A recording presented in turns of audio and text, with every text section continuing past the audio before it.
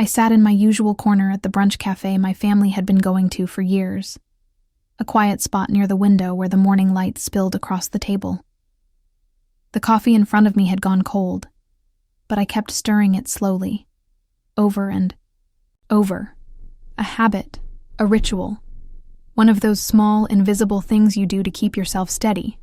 No one noticed. They never really did, not when Harper was in the room. Across the table, my sister Harper leaned back with her signature confidence, her diamond engagement ring catching the sunlight like a spotlight aimed just at her. "Your old job really was a snooze fest." She laughed loudly, her voice bouncing off the cafe walls. "I mean, seriously, who's in their 30s and still hasn't figured out a real career path?" Her words cut through the clinking of silverware and low hum of morning chatter. I didn't flinch. I didn't look up. I just pressed my lips together and stirred my cold coffee. No one else laughed. Not Dad, who awkwardly cleared his throat. Not Mom, who softly murmured, "Harper, that's enough." But Harper just shrugged, wearing her smirk like a badge. In her mind, my silence was just more proof that I had nothing to offer. Dad tried to change the subject, something about the eggs Benedict being too salty. But Harper's comment hung in the air like a hook, waiting for someone to bite. I didn't. I never did. It wasn't that I had nothing to say. I had learned early on that silence could be a shield, and for me, it had become something else entirely. An invisible room I built around myself. A place where I created things no one in my family ever saw coming. I still remember the exact moment I realized not everything powerful had to be loud. I was 27, sitting on the floor of a tiny apartment in Portland next to my best friend Noah. We were typing the first lines of code for what would eventually become the core of an AI-powered data analytics system. A system now used by hospitals, banks, and government agencies. Now I'm 33, the co-founder of Novacore, a tech company valued at over $80 million. But no one at this table knows. I made a conscious decision to stay off the grid, to let Noah be the public face while I worked quietly, behind the scenes. Even Harper, who loves to remind people how she hustled her way into a now-defunct accounting firm, has no idea that the job application she sent out last week landed in my hands. She's applying for a position at Novacore. And the resume she's so proud of? It landed right in front of the underachiever she's been mocking for years. As she kept talking, boasting, laughing, exaggerating, I finally looked up at her for a fleeting second. Her words didn't hurt anymore. I had outgrown them. But still, something flickered in my chest. Not pain, not pride, just truth. Because in the quiet shadows she always dismissed, I had built something real. Something lasting. And now she was walking straight into it, without even knowing who built the walls. I wasn't the kind of person who filled rooms. I filled hard drives, spreadsheets, dashboards. I built systems that ran smoothly so people could make better decisions, even if they never knew who had written the code behind them. And that was fine. I never needed applause. I just needed space to create, and I had carved that space out in silence. But Harper had always been the opposite. She thrived on recognition. When we were kids, she'd burst into every room like she was born to take center stage. I still remember my 12th birthday.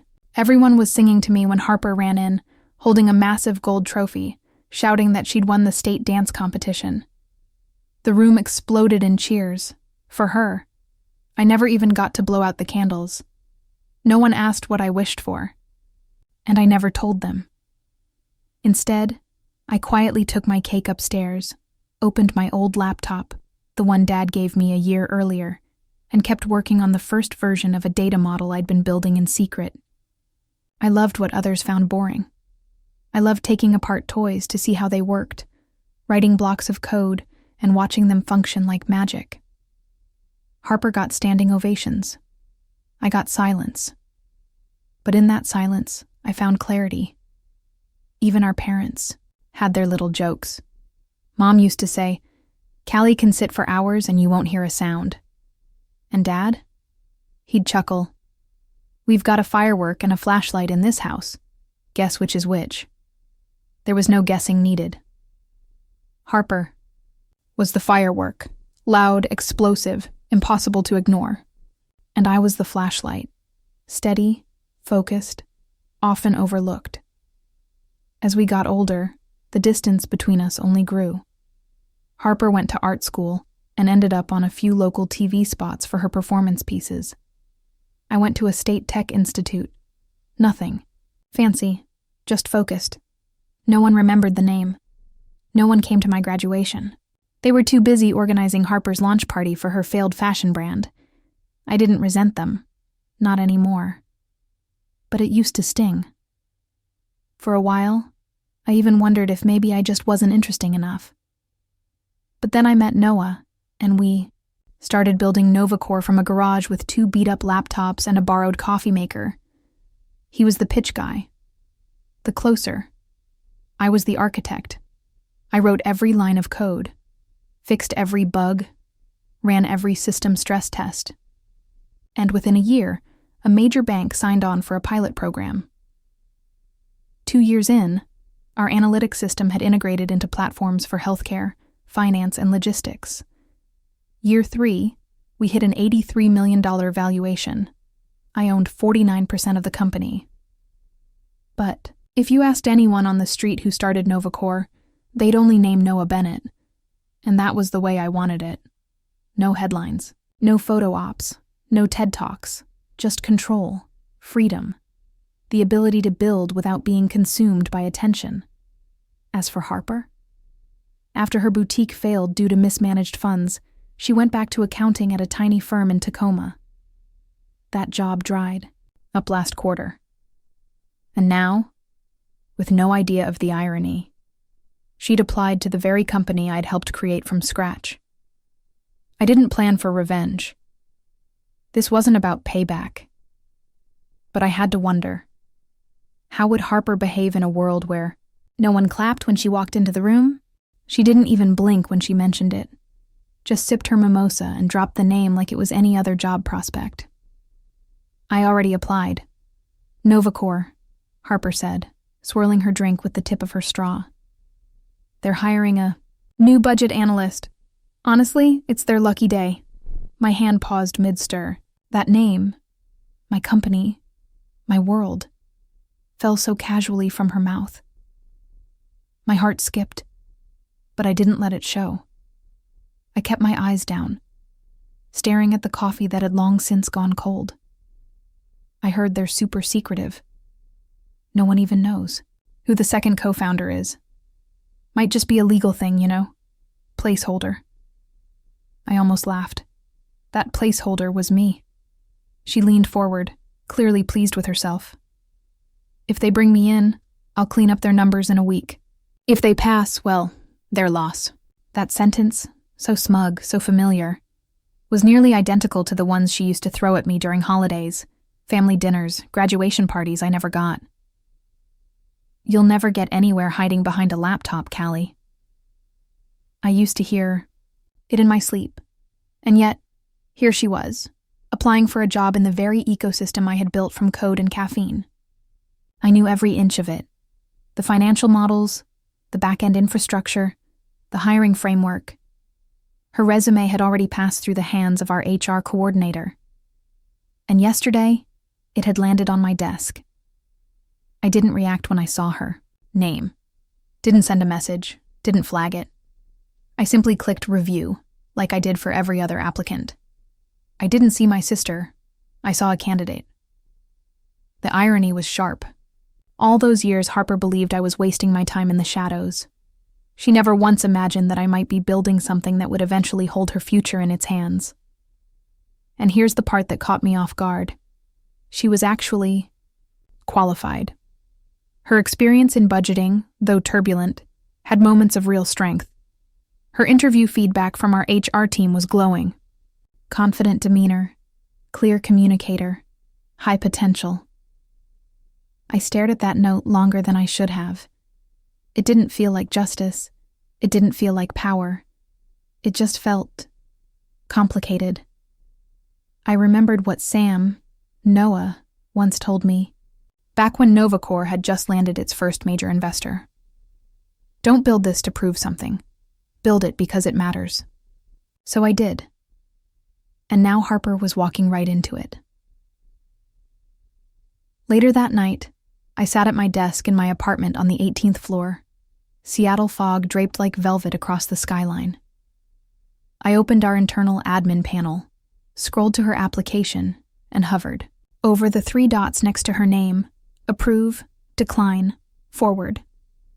I clicked forward to hiring manager. She would get the job, not because she was my sister, and not in spite of it, but because she was good enough, and I wasn't here to gatekeep opportunity. She had no idea I was the one reviewing her file. No one at NovaCore did, except Noah. That was our agreement from day one. Only his name in public. And I liked it that way. Let the work speak. Let the truth reveal itself when it was ready. On her first day at NovaCore, I stayed home, just as planned. I had no intention of creating drama or making her feel watched. Still, curiosity tugged at me like an old thread that refused to snap. I logged into the internal security feed. Not the official one, but the system I'd quietly designed myself, embedded into the software backbone years ago. Only a few people even knew it existed. The low-angle camera in the 9th floor kitchen came online. There she was. Harper stood by the espresso machine, scanning the digital bulletin board mounted on the wall, a rotating display of NovaCore's most recent project milestones and internal campaigns. Her brows furrowed slightly, then lifted as she read the titles aloud to a nearby coworker. "This is the company that hired me," she said, a hint of pride slipping into her voice. "Word is, one of the co-founders is basically a ghost, never shows up, might not even be real." I chuckled, softly. That myth had followed me for years. I hadn't even tried to stop it. When people asked why no one had ever seen the second co-founder, Noah would simply say, "They like to keep a low profile." It became a company joke. Some thought I was just a legal name to give investors confidence. Others assumed I had sold my shares and disappeared. No one ever suspected I was the one signing off on every system change, every budget shift, every hiring decision, including hers. Later that afternoon, Noah video called me from his office. "She's off to a decent start," he said, holding a mug labeled "I build, therefore I am." Confident. A little too much show for my taste, but she's competent. I raised an eyebrow. "She still doesn't know?" He smiled. "Not a clue." "You sure about this? I'm fine?" "Not trying to punish her," I said softly. "If she's good, she stays. If she's not, the truth will come out faster than anything I could ever say, because this was never about revenge. It wasn't about proving anything to her. It was about seeing who Harper would become when no one handed her the spotlight, when there was no crowd to clap, no stage to twirl on, no parents to applaud the loudest voice in the room. Over the next few weeks, our paths never crossed. I worked my usual late hours, slipping into the office after 6 p.m., when the halls were empty and elevators paused for no one. I liked it that way. Silent, clean, focused. But one night, down in the server room, as I ran a routine diagnostic, check, I heard the unmistakable echo of heels in the hallway. I stepped out and froze. So did she. Harper. She stood in the doorway, confusion rippling across her face like a dropped pebble in a still pond. "Callie," she said, brows knit in disbelief. "What are you doing down here? Only senior staff have clearance for this floor." I gave her a calm, steady smile.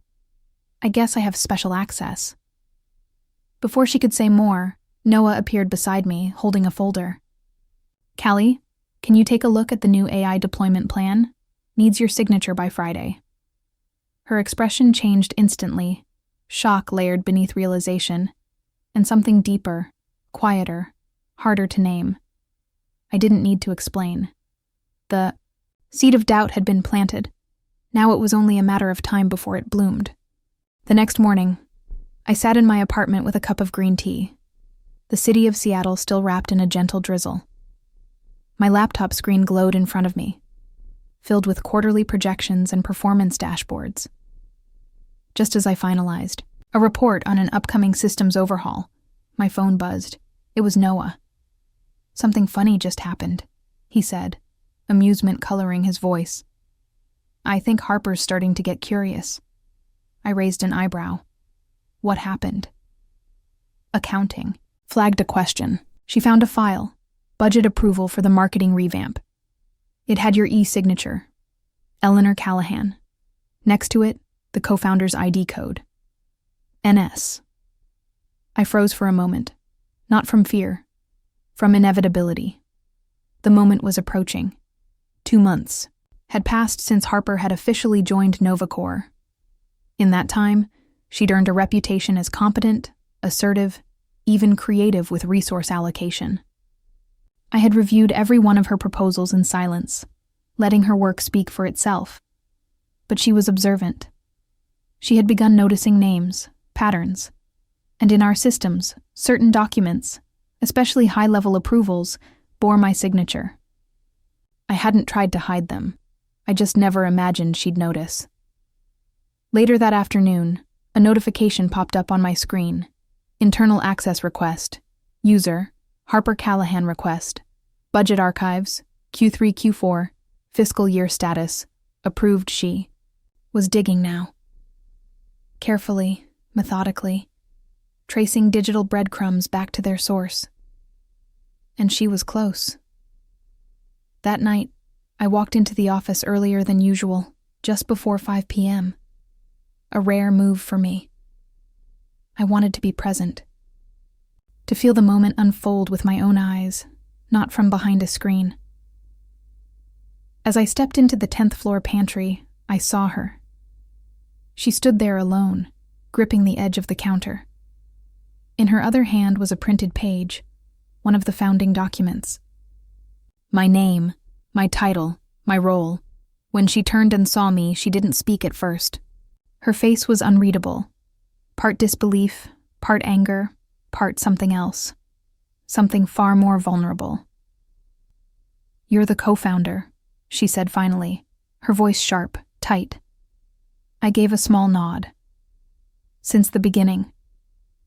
She laughed once, not mockingly this time, just bitterly. "All this time, I've been working under you?" "Not under," I corrected gently. "Beside, you've been doing great work, Harper. That's why I approved your promotion." She looked down, the paper trembling slightly in her hand. The silence between us was thick, but not cruel. Just loaded with the weight of years. I pulled a folded sheet from my pocket, a proposal for a tech education initiative for underserved communities. "We're launching this soon. If you're interested, I think you'd be perfect to help lead it." She didn't reach for the paper, but her eyes softened. Something had cracked, and through that crack, something new was blooming. Not trust, not yet, but recognition. That maybe the version of me she had built in her mind all these years had been wrong. I turned to leave without pushing, giving her the space she never gave me. But for the first time since we were kids, I felt the quiet possibility that maybe, just maybe, she'd follow. The 5-year anniversary gala for NovaCore was held in a glass building nestled beside Lake Union. The evening sky was velvet dark, and inside, chandeliers sparkled like stars caught mid-fall. The room buzzed with laughter, clinking glasses, and polished introductions. I stood alone in the guest dressing room, staring into the mirror, adjusting the neckline of a black dress that fit more like armor than fashion. It was minimalist, elegant, and made me feel strangely exposed. My hair was pinned back neatly, a soft pink gloss touched my lips, but my heartbeat thudded like it used to before final exams, when everything you studied could either fail or shine. In a single breath, Noah knocked gently and peeked inside. "You ready, Eleanor?" I looked at him through the mirror. "Not really." He smiled. "You're not stepping out. You're stepping up." That phrase settled into my chest.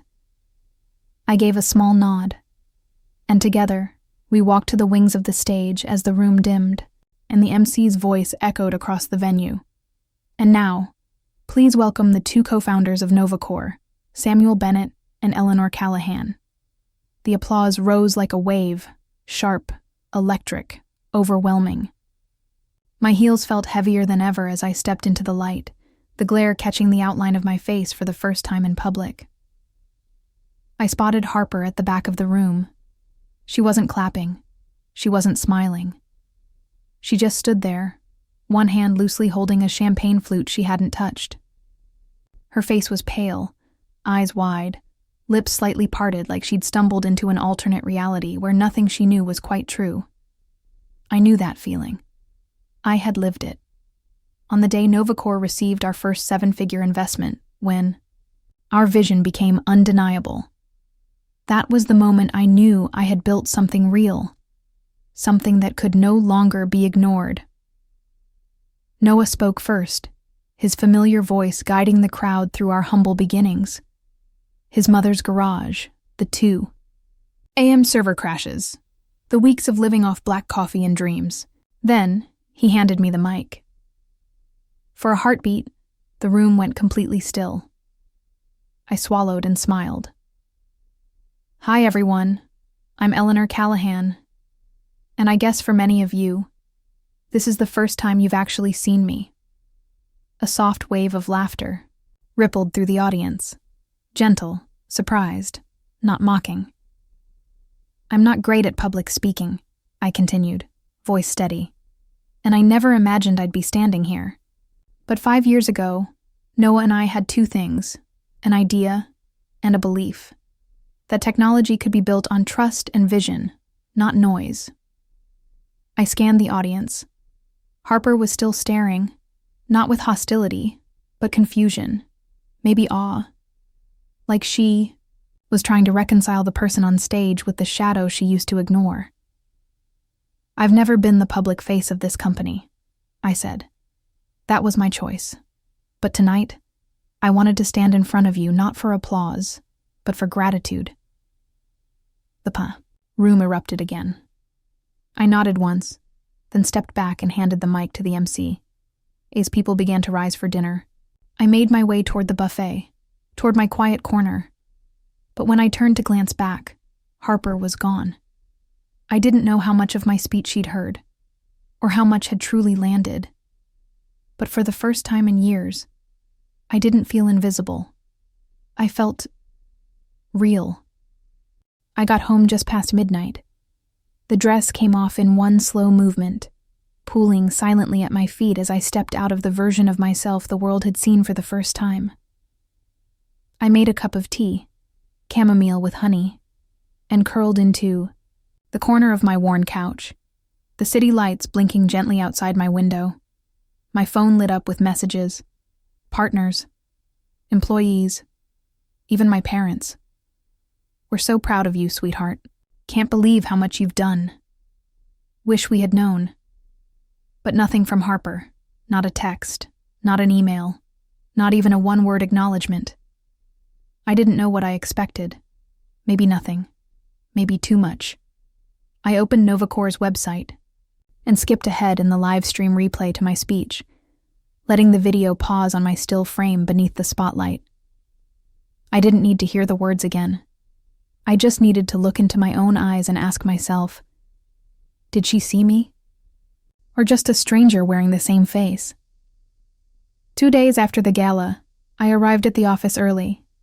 Not for work, but for something personal.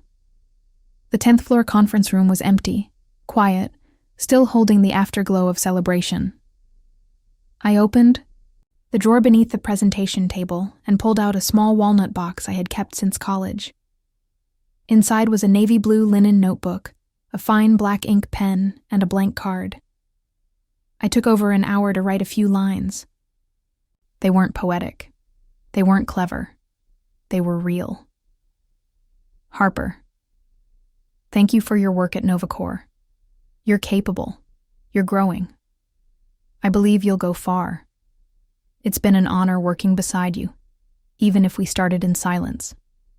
Eleanor, I placed the card inside the notebook, closed the box gently, and handed it to the internal mail assistant with just one instruction. Deliver to Harper Callahan. No sender name. I didn't expect a reply. The gift wasn't a reconciliation, not exactly. It was an open door, one she could choose to walk through, without pressure, without guilt, without theatrics. The rest of the week passed without a word from her. But I noticed small things. She no longer leaned back with folded arms during meetings. She began taking notes, asking sharp, thoughtful questions, giving credit to her team instead of grabbing the spotlight. I watched her, quietly, just as I always had. One afternoon, I stood just outside the operations wing, listening as she confidently presented a revised budget strategy for an AI integration project that had gone over cost. Her voice was clear, calm. There was no showmanship, no defensiveness, just clarity. She wasn't performing anymore. She was present. I didn't walk in. I didn't announce myself. I just stood in the hallway, hands in my coat pockets, and nodded. Once, to myself, to the moment, to her. A week later, HR pinged me with a new internal proposal. Title, Touch the Screen, Touch the Future. It was Harper's idea, a sponsorship initiative for junior employees, especially female interns in tech. She proposed allocating CSR funds to career workshops hosted by department heads, and at the bottom of the draft, italicized in a quiet, almost trembling line, inspired by the quiet mission of Eleanor Callahan. I stared at those words for a long time, not out of pride, but out of something deeper. Hope. That Thursday afternoon, I stepped into the pantry, just as the water was starting to boil in the carafe. Harper stood by the counter, alone, gently pouring hot water into a glass teapot. She turned at the sound of my footsteps, and for a moment, we both paused, suspended in the space between everything we hadn't said. This time, there was no flash of defensiveness in her eyes, no tight smile, no deflection, just a quiet acknowledgement, almost imperceptible. Then softly, she said, "The pen is beautiful, and the notebook. I've already written a few pages." I stopped mid-step, taken off guard.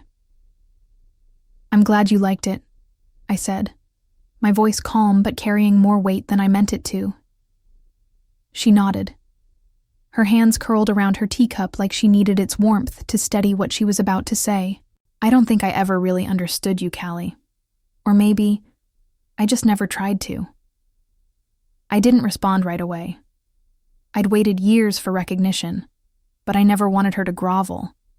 What I wanted was unfolding in front of me, slow and sincere. "There's something else I need to say," she continued, voice lower now. "You didn't have to give me a chance, but you did. You didn't use your power to make a point or humiliate me. You never said a word, even when you could have. That says more about you than anything I ever thought I knew." I let out a quiet breath, my fingers tapping lightly against the countertop. Her words didn't erase the years, but they didn't need to. For the first time, I didn't see the teenager with a trophy, basking in applause while I stood in the corner, forgotten. I saw a woman, one who had taken the hard path of self-reflection and maybe redemption. "Don't know if I can make it right," Harper said, barely above a whisper, "but I'll try."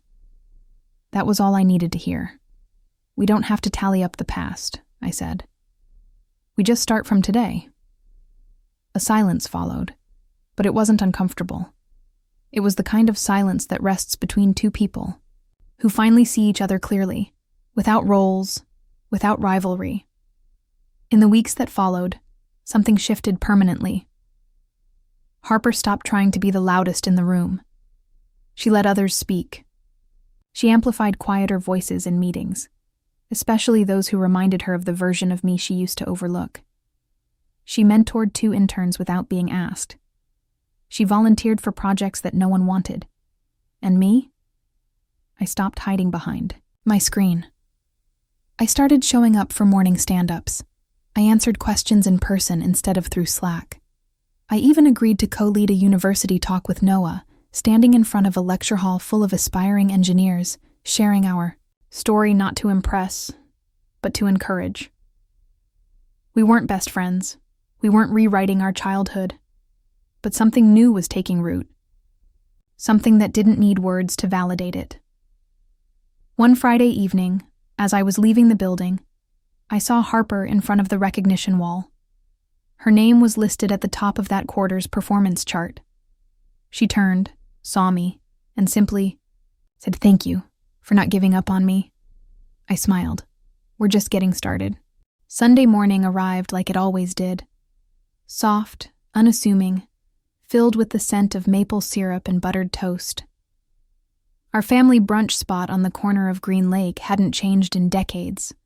Dark wood chairs, striped curtains, the familiar sound of dishes clinking and distant laughter humming in the background. It was all the same. And yet, as I walked toward our usual table on the balcony, something felt unmistakably different.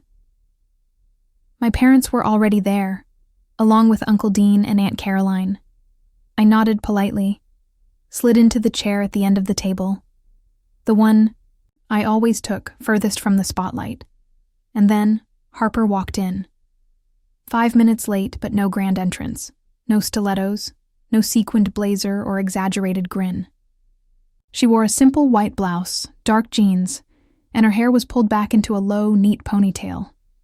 No makeup, just her. She met my gaze and hesitated for a fraction of a second, then gave a small nod. I nodded back. That was enough. Mom was telling some story about her new flower bed when Uncle Dean cut in with a chuckle. He turned toward me, his voice playful but clueless. So, Eleanor, are you still doing that little freelance thing from home? You know, just typing up codes and algorithms or whatever they're called? I smiled gently, already used to it. But before I could answer, Harper set her coffee cup down and looked straight at him. Uncle Dean, she said clearly, her tone firm but respectful. Eleanor is the smartest person I've ever known, and without her, I wouldn't be where I am. Today, the table fell silent. Every eye turned to her. She didn't shrink back like she used to when attention turned her way unexpectedly. She held her gaze, her posture strong, her voice unwavering. I used to think I had all the answers, she continued. But Eleanor taught me something more important than knowledge. She taught me humility. Her quietness doesn't mean she has nothing to say. It means she chooses action over applause, depth over display. I blinked, unsure whether I was still in the same cafe I'd grown up in, surrounded by the same people who had once brushed off my achievements as hobbies or passion projects. Uncle Dean looked stunned. Aunt Caroline gave a small, approving nod. And Mom reached across the table and gently squeezed my hand. Her eyes didn't say much, but I recognized what was in them. An unspoken apology. Unvoiced gratitude. A late-blooming respect that was finally rooted in truth. The conversation slowly shifted back to the weather and upcoming holidays, but I couldn't unhear what had been said. It echoed in a place much deeper than my ears. After the meal, as people began standing to leave, I grabbed my coat. Harper walked past me, jacket slung over her arm. She paused, then leaned in just enough to whisper, "You don't have to forgive me, but I'll never be the same person again." I turned to her, and for the first time in years, gave her a real smile. Not tight-lipped, not polite, just honest. I know, I said, and I never needed an apology. We stepped out of the cafe into the gentle warmth of early afternoon. The spring breeze carried the scent of fresh grass from the park nearby, and for the first time in years, Harper and I walked in silence that didn't feel strained. No tension. No judgment. Just peace. What had happened between us wasn't erased. The past didn't vanish with a few honest words. But something had shifted. The wound no longer ached like it used to. It had become something else. A scar, yes, but also a reminder of what we'd both learned. That afternoon, I returned to my apartment and made myself a cup of tea. The same ritual, same mug, same chair by the window overlooking Lake Union. But my mind wasn't on projections or code or quarterly planning. A message from Noah popped up on my screen. Heard brunch wasn't half bad today. I smiled and replied, "Not bad. Let's call it a new beginning."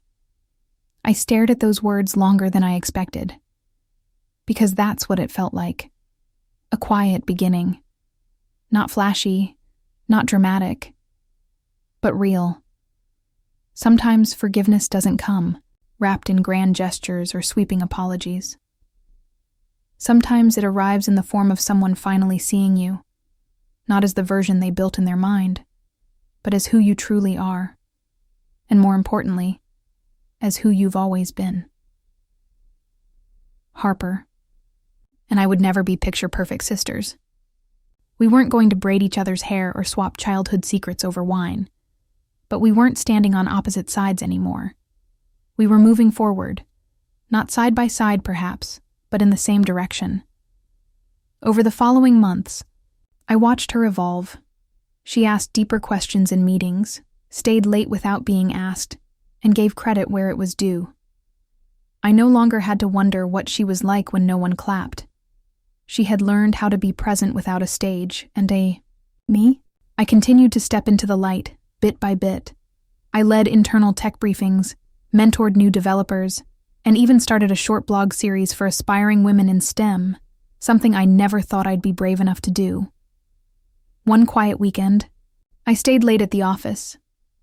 As I was about to leave, I passed by the recognition wall in the main hallway. Harper stood there, staring at it with a small smile on her face. Her name was at the top again. When she noticed me, she turned, not startled, not performative, just calm. "Thank you," she said simply, "for not giving up on me." I smiled. "We're just getting started." She nodded, and in that moment, there was no hierarchy, no history weighing down our words. Just two women, no longer the firework and the flashlight, but both capable of lighting the way in different ways. I've learned something through all of this. Being seen isn't always about standing in the spotlight. Sometimes, it's about standing still long enough for someone to look past their assumptions. Sometimes, silence isn't the absence of voice. It's the presence of depth. And sometimes, the most powerful transformations happen not with applause, but with grace.